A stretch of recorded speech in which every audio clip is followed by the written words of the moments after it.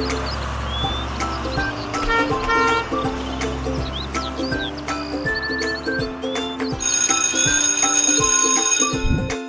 day, grade 6 learners. Welcome to another enjoyable and meaningful discussion in English. I am Teacher Gerson and I am your reading buddy. Today, we will discuss about informational and factual text and purpose, structure, and language features of various types of informational or factual texts. After watching this video lesson, you will be able to read informational and factual texts, determine the purpose, key structural, and language features of various types of informational or factual text, and identify signal words used in enumeration and time order. Today's episode marks the beginning of the second quarter of this school year. We learned many things during our previous discussions, and I am very sure that we will learn more as we journey towards the attainment of our learning objectives. And that makes it more exciting, so kids, let's start. I am going to read a text for you. The text is titled, "The Food Sources of Vitamins." Take note of the highlighted words, phrases, and sentences while we read. The food sources of vitamins, adapted from the article posted by Readers and Digest. Both water-soluble and fat-soluble vitamins can be taken from various food sources. The most common sources of these vitamins are fruits, vegetables, and meat. Water-soluble vitamins are found in many healthy foods. Vitamin C, for instance, is present in berries, cranberries, strawberries, raspberries, and blueberries. Fruits, especially citrus fruits, are rich in vitamin C. These fruits include oranges, pineapple, papaya, mango, kiwi, and tomatoes. Vegetables that contain ascorbic acid are easily found in the market. Some examples are leafy vegetables, red, green peppers, potatoes, cauliflowers, and broccoli. The B vitamins are found in bananas, kidney beans, nuts, eggs, milk, fish, whole grains, and cereals. Leafy vegetables and citrus fruits are also loaded with B-complex vitamins. Fat-soluble vitamins A, D, E, and K are also produced by various dietary sources. For instance, vitamin A is present in milk and many dairy products like cheese, yogurt, and butter. Eggs, chicken, beef are also rich in vitamin A. In addition, foods that are rich in vitamin A include pumpkin, leafy vegetables, apricots, cantaloupes, peaches, mangoes, sweet potatoes, and carrots. Food sources of vitamin D, on the other hand, are dietary products and milk. This vitamin is also present in oily fish like sardines and salmon. Cereals are also rich in vitamin D. Richly endowed with vitamin E are foods like nuts, green leafy vegetables, avocados, asparagus, soya, margarine, olive, sesame, and sunflower oils. Lastly, vitamin K, the vitamin responsible for blood clotting, is also found in food sources like meats, legumes, soybeans, and green leafy vegetables. Did you understand the text? Now, let us answer these questions. Number 1. What is the text mainly about? Yes, the text is about the food sources of vitamins. Number 2. What are the most common sources of vitamins? The most common sources of vitamins are fruits, vegetables, and meat. Number 3. Where do you find the water-soluble vitamins? These are found in many healthy foods. Number 4. How are fat-soluble vitamins produced? These are produced by various dietary sources. The selection, Food Sources of Vitamins, is an informational text. It presents facts and other relevant data about a particular topic. Informational texts are non-fiction. They are educational in nature because they help the readers acquire new or additional knowledge about a subject matter. Kids, take note of the words I mentioned. Presents facts and data, non-fiction, and educational. The basic organizational patterns of informational texts are classification, comparison and contrast, cause and effect, problem and solution, and enumeration. The selection that we just read, titled Food Sources of Vitamins, is an example of enumeration. In enumeration, the writer presents a list of details, examples, and/or descriptions to support the major idea. The main idea or main topic is usually written and introduced in the first paragraph. Did you get it, kids? So let's continue. There are three elements that will help you distinguish a text type from another. These are purpose, form or structure, and language features. Let us take a look at this table. If you have with you your module, you can find it on pages 8 to 9. In the first column are the basic elements of a factual text: the purpose, structure, and language features.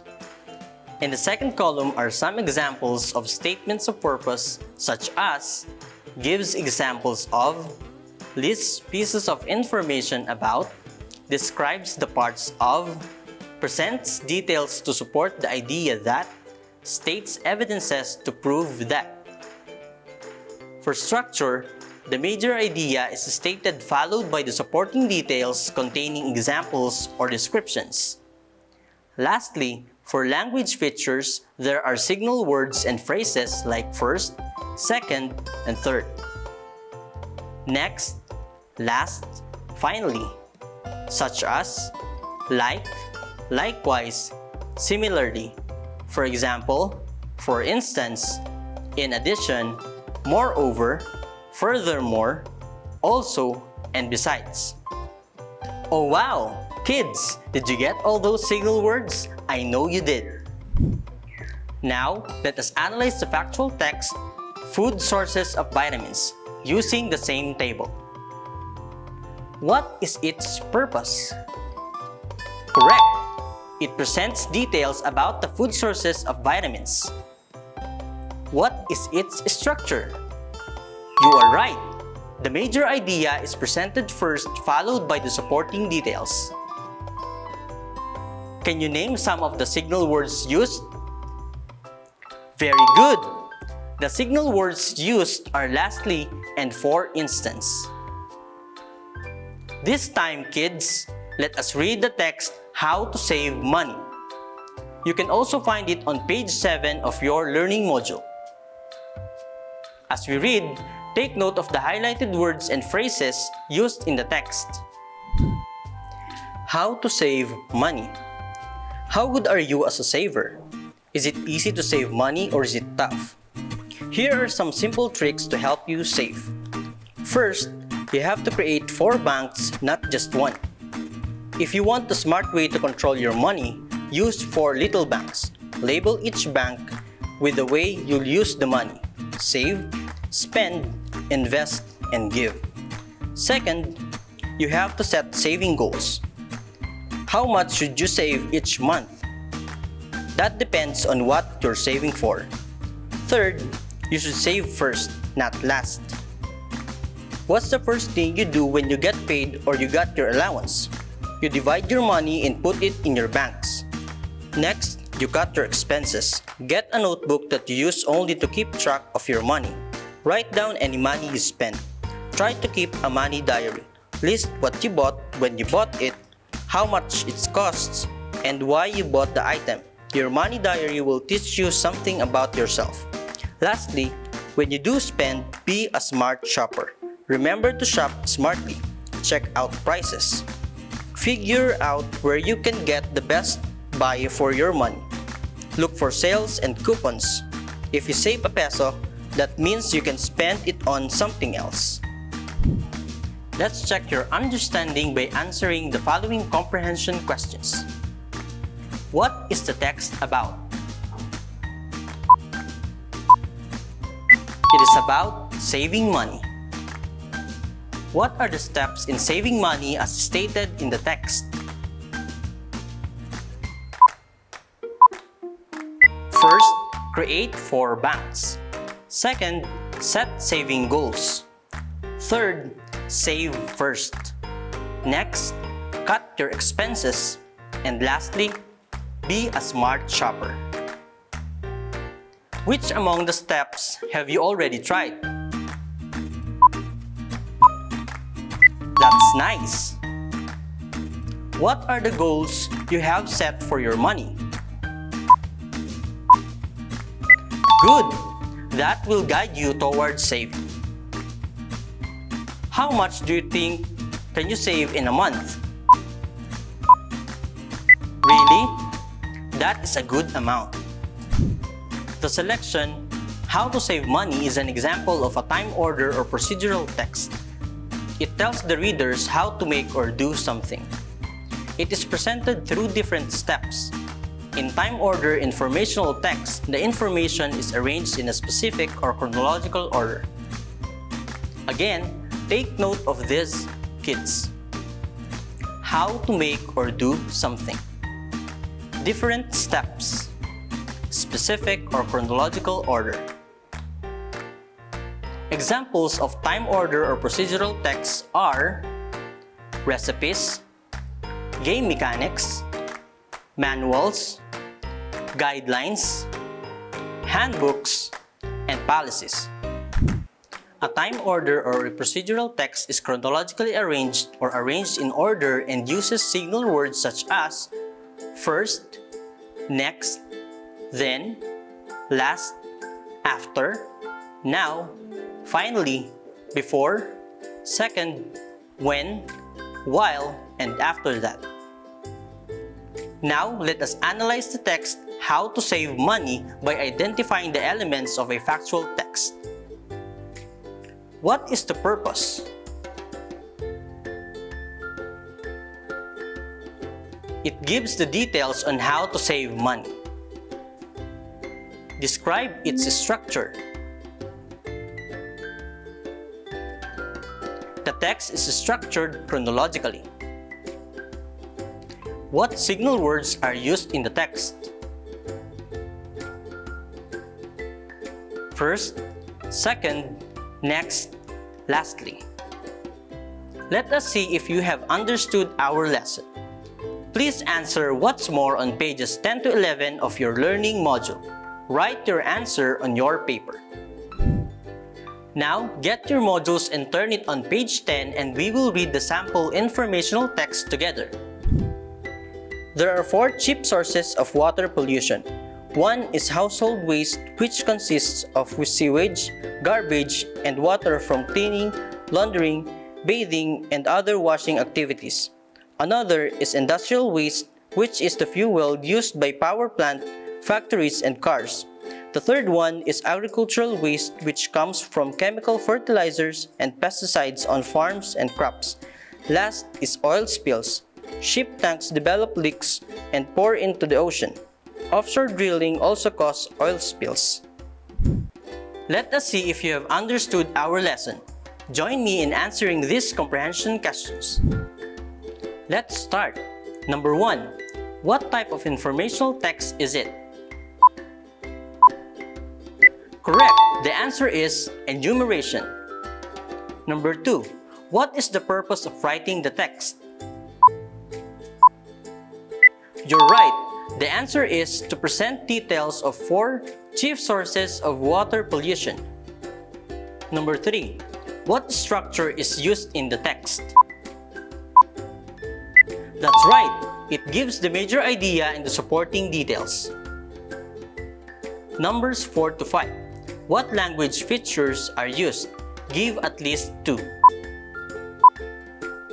Your answers may be 1, another, third, or last. Let us have another informational text to read and analyze. Turn to page 11 of your module and let's read together. How to purify cloudy water. Boiling is perhaps the safest way to purify cloudy water. You will need a boiling pot, fire salt, a coffee filter, charcoal, and cotton. First, pre-filter the cloudy water with a cotton filter or folded cloth. Then, boil the filtered water. Add a small amount of salt to improve the taste of the water as it is boiling. If you are above 2,000 feet altitude, boil for 3 minutes. Next, let the water cool. Meanwhile, make a cotton and charcoal filter by crushing the charcoal and putting in the cotton as a trap.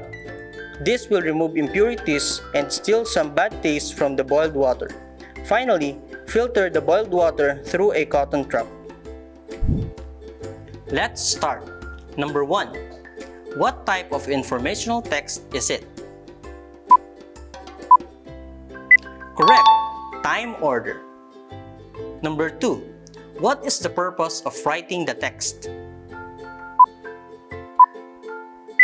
You're right. The purpose of the text is to inform the readers on how to purify water. Number 3. What structure is used in the text? Correct. The details are chronologically arranged. Details are arranged in order. Numbers 4 to 5. What language features are used? Give at least 2. Your answers may be 2 of the following: first, then, next, or finally. How many correct answers did you get? Congratulations to those who got all the answers correctly. For those who did not, we all deserve second chances. Today, you've learned that enumeration is one in which ideas are connected through description by listing important facts, characteristics, or features of the topic. While in time order informational text, the information is arranged in a specific or chronological order. Before we end this lesson, I want you to scan the activities on pages 12 to 13. Read the informative text and answer the questions after each. Write your answers on a piece of paper and submit it to your English teacher. Thank you for being my analytical reading buddy. Please extend my thanks to your family for continuously supporting you on your studies. May you always be safe and healthy. I look forward to seeing you in our succeeding lessons. This is Teacher Gerson. See you next time!